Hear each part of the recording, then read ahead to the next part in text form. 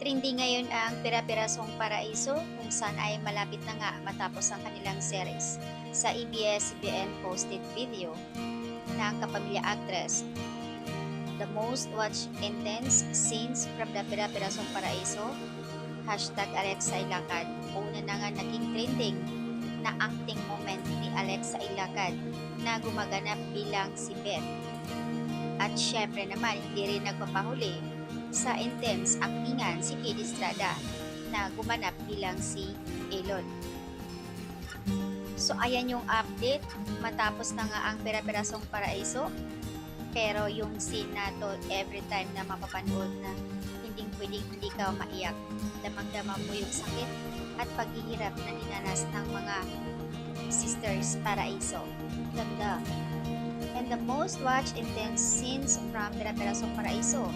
Another proof of how Beth and Elon and outstanding the viewers with their acting performances. And definitely so proud reading all the praise and commendations of these two from ABS-CBN. In fairness naman, ABS-CBN ang nag-post na una na nga nag-trending sa actingan, kaya tinatawag nilang halimaw sa actingan si Alexa Ilacad. Sobrang napakagaling and nicely executed. I love these two words and how KD delivered it. Bakit naawa ako kay Hacienda? Haha. Yes, kasi an actress felt for her, pero woman do want is right.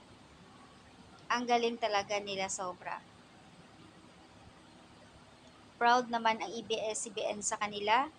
Anyways, lahat naman sila magagaling, pero talagang yung pinakita ni Alexa na sobra and all the way support din siya kay KD Estrada.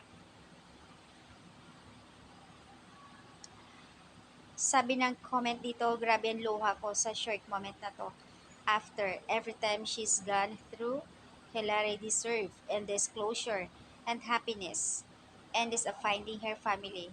Ang galing mo, Elise Hoson and Loisa Andalio. And it all started here. Grabe. Nagsisimula pa lang, sobrang pinakita na talaga nila ang galing. I'm so proud of you, Katie. Ang husay mo na talagang mag-deliver ng lines. Ramdam ko ang bawat acting mo, ang galing mo, sobra. Very professional talaga.